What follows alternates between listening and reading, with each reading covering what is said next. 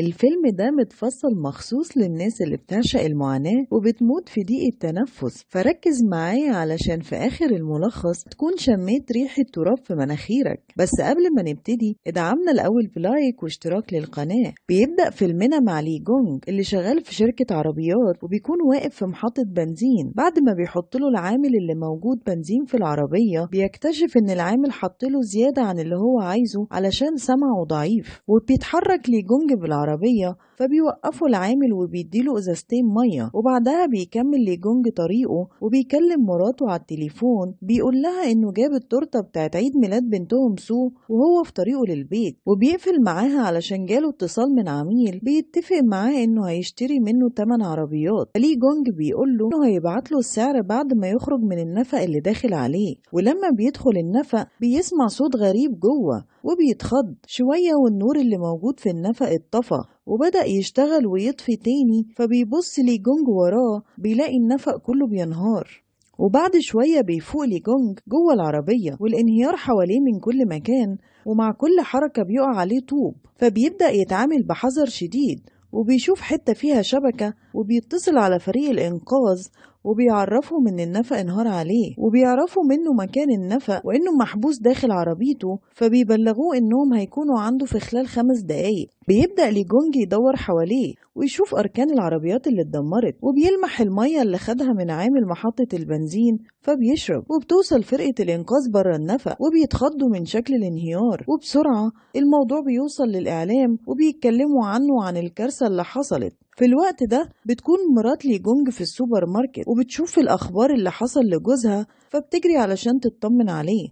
وفي نفس الوقت بيحاول لي جونج يشغل العربية، لكن بيتصل عليه مذيع وبيقوله إن عملية الإنقاذ بدأت، لكن هياخدوا وقت طويل علشان حجم الانهيار كبير. فبيسمعهم قائد فريق الإنقاذ وبيخليهم يقفلوا المكالمة، وبيقول لعربيات قنوات التلفزيون تبعد عن النفق علشان يقدروا يتصرفوا، وإن حياة إنسان أهم من البث المباشر بتاعهم.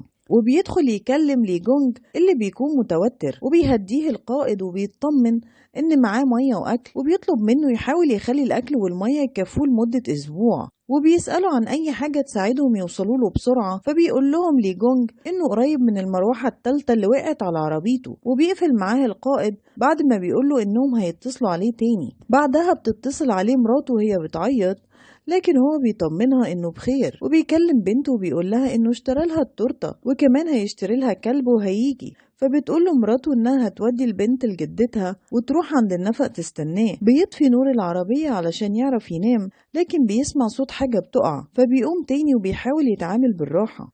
أما عند فريق الإنقاذ فبيكونوا في اجتماع علشان يحددوا مكان لي جونج بالضبط، وبتكون معاهم الوزيرة. وبعدها بيروحوا عند فتحة النفق ومعاهم طيارات تحكم عن بعد علشان يقدروا يشوفوا النفق من جوه، لكن الطيارات إشارتها بتقف وبتقع وتتكسر ومش بيوصلوا لحاجة. فبيضطر القائد ومعاه المساعد إنهم يدخلوا بالعربية النفق وبيوصلوا للمكان اللي فيه الانهيار، والمساعد بيضغط على كلاكس العربية مرتين فبيسمعهم لي جونج وبيكلم القائد على التليفون وبيقول له إنه سمعهم. فبيقول له القائد إنهم قدروا يحددوا مكانه وهيطلعوه في أقرب وقت، لكن وهو بيكلمه بيبدأ الجزء اللي واقفين تحته ينهار عليهم. فبيطلب من لي جونج يحمي نفسه، وبعدها بيركب القائد العربية وبيرجع بظهره، وبيفضل الانهيار شغال وهم بيرجعوا بظهرهم بالعربية لحد ما بيخرجوا برا النفق.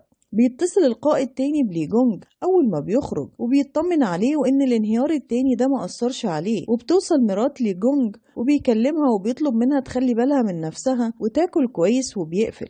بيبدأوا في استعدادات تانية بالطيارات والحفارات الكبيرة عشان يقدروا يوصلوا له بسرعة، وده تحت إشراف الوزيرة اللي بتقول لهم على خطتين هينفذوهم. بعد 3 أيام من الانهيار بيبقى لي جونج محدد الوقت اللي هيشرب فيه مية وبكمية قليلة جدا عشان تكمل معاه وقت أكبر، وبياكل قطعة فاكهة من التورتة اللي معاه، وبيفتح المسند اللي بين الكراسي وبيجيب منه شنطة فيها هدوم يلبسها وكمان كشافات. وبعدها بيسمع حركة فبيوجه الكشاف ناحية الصوت فبيشوف كلب وبيسمع صوت واحدة ست، فبيخرج من مكانه وبيمشي ورا الكلب. بس بعد ما بيبعت رسالة لقائد الإنقاذ الإنقاذ إن في ضحية تانية محبوسة معاه وبيعرف يوصل لها بس بيتعور في رجله، ولما بيشوفها بيلاقي واقع عليها صخرة كبيرة مش عارفة تتحرك من مكانها، وبيعرف لي جونج إن اسمها مينا وبتطلب منه تشرب، فبيرجع لعربيته مرة تانية وبيجيب لها مية وبيشربها هي والكلب، وبتطلب منه يدور على تليفونها لكن بيلاقيه متكسر، فبتكلم مامتها من تليفونه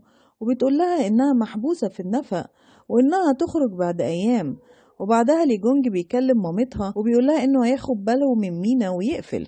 بتروح مراته تقعد في أوضة جابها لها مساعد من فريق الإنقاذ وقدم لها أكل، لكن هي بترفض تاكل بعد ما فكرت في جوزها وإنه مش بياكل كويس. تاني يوم بيبدأ فريق الإنقاذ ينفذوا الخطط، وفي نفس الوقت بيسمع لي جونج ومينا الراديو وبيفضلوا يتكلموا شوية، وبعدها بيرجع لعربيته وبينام. ولما بيصحى بيلاقي الكلب أكل التورتة كلها، ففضل يصرخ ويزعق، ولما بتسأله مينا عن السبب بيقول لها إنه شاف كابوس. وبعدها بيروح لمينا اللي بتقوله إنها موجوعة بسبب الصخرة دي وبتطلب منه مية، فبيروح علشان يجيب لها من عربيته، لكن لما بيرجع بيلاقيها ماتت. وبيكتشف وهو بيشيل الصخرة من عليها إن كان في حديدة داخلة في بطنها، فبيزعل هو والكلب بتاعها وبيقلع الجاكيت بتاعه وبيحطه عليها ويرجع العربية بتاعته مرة تانية. بيوصل الخبر للإعلام وبيذيعوا على القنوات إن البنت توفت وإن النفق غير مطابق للمواصفات، فبيتكلم القائد لي جونج وبيقول له إنهم هيخرجوه قريب، وبيجهزوا الاسطوانات وبيدخلوها النفق علشان يبتدوا خطة الإنقاذ. وفي اليوم التاسع من الانهيار بيشوف لي جونج بقايا الأكل بتاع الكلب، فبيروح معاه يجيبها وبيقسمها بينه وبين الكلب وبيخبيها منه علشان ما يعملش زي ما عمل في التورتة، وبياخد جهاز منع الحشرات اللي في رقبة الكلب وبيقعد يلعب معاه وبيضغط على الزرار في الجهاز فبيتكهرب جامد، وده بيخلي الصخور اللي حواليه تبعد شوية بحيث انه يعرف يقف. فبيبدأ يشوف حواليه ويستكشف المكان لحد ما بيلاقي خرطوم مطافي، لكن بيتخض لما بيشوف عقرب وبعدها الكلب بياكله. بيكلمه القائد وبيطمن على سلامته وبيديله أمل جديد إنهم قربوا يطلعوه، وبيعرفوا لي جونج إن المية اللي معاه قربت تخلص، فبينصحوا يشرب البيبي بتاعه. وبيحاول لي جونج يعمل زي ما قاله القائد لكن ما بيقدرش، وفي نفس اللحظة بيلاقي نقط مية نازلة من حديدة فبيمد الإزازة وبيشرب منها، وبعدها بيكلم مراته وبيطمنها عليه وبيقفل معاها. بعدها بنشوف لي جونج في العربية ومعاه قصافة بيعمل بيها دقنه وبيسمع الإذاعة وبيعرف إنهم هيبدأوا في عملية الإنقاذ الساعة 12. وبنشوف الحفار وهو مخرج حجارة وبيقول المهندس إنهم ممكن يوصلوا لجونج الصبح، وبيكملوا حفرهم على أمل إنه يوصلوا له. وبيبدأ الكل يتجهز على إن لي جونج هيخرج النهاردة، وفرقة الإنقاذ بتكلمه عشان تنبهه يبعد عن الحفار نص متر عشان ما يتأذيش، لكن هو ما بيبقاش شايف أي حاجة جاية ناحيته. وبيلاقوا في الصخور اللي مطلعها الحفار جزء من الأسفلت وجزء من مروحة التهوية، فبيتأكدوا إنهم في النفق. لكن بعد ما بيتواصلوا مع لي جونج وبيشوفوا فيديو افتتاح القناة لأول مرة بيعرفوا إنهم كانوا غلطانين في تحديد مكانه، وبكده كل اللي عملوه من 17 يوم بدون فايدة. والقائد بيكلم لي جونج وبيعرفوا إنهم حفروا في مكان غلط وبعيد عنه، وإنهم هيبقوا محتاجين أيام تانية عشان يحفروا في كل مكان في النفق. فبيتصدم لي جونج وبيهايبر وبيفضل يصرخ، فبتكلمه مراته فبيقول لها إنه مش قادر يتنفس وإنه موبايله هيفصل شحن وإنه مبقاش قادر يكمل، وبيقول لها تخلي بالها من نفسها ومن بنتهم وتعيش حياتها. لكن مراته بتحاول تقويه وبتقوله إنهم من غيره هيموتوا. وبعدها تليفونه بيفصل خالص. بيمر أسبوع وما بيبقوش عارفين حاجة عن لي جونج وبيكملوا خطة الإنقاذ رغم إن الكل بيقول إن مفيش أمل. وجوه النفق بيحاول لي جونج ينظف الجرح بتاعه، وفي نفس الوقت بيروح مسؤول أعلى لمرات لي جونج وبيطلب منها تمضي على ورق بالموافقة على وقف عمليات الإنقاذ. فبتروح مراته للإذاعة وبتكلموا عن طريق الراديو وبتبلغوا إن فريق الإنقاذ هيمشي وهيفجروا النفق عشان يبنوه من جديد، وبتعتذر له وهي بتعيط وبيكون سامعها. فبيحاول يشغل التليفون لكن ما بيعرفش، وبيحاول يدور على مخرج يخرج منه هو والكلب،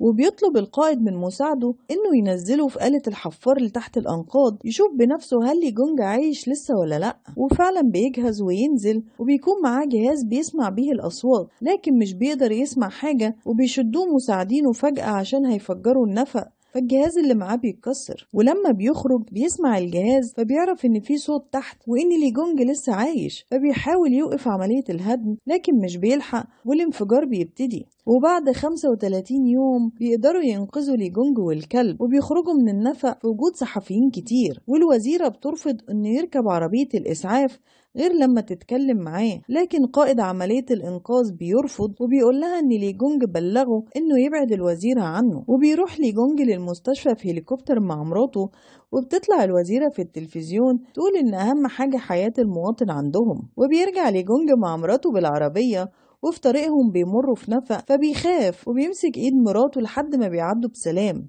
وبكده يكون خلص فيلمنا النهاردة. ما تنسوش تعملوا لايك واشتراك في القناة، ونشوفكم في فيلم جديد. ولو حابين تشوفوا أي فيلم اكتبوا لنا في التعليقات.